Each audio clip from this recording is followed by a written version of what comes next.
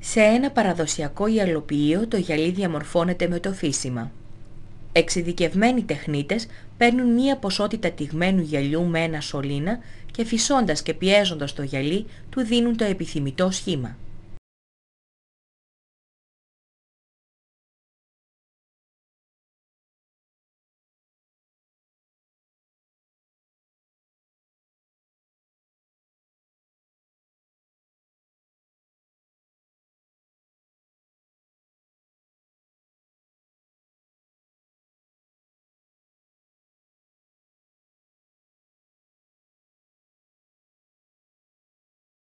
Στη συνέχεια, τα αντικείμενα ψύχονται με αέρα και νερό.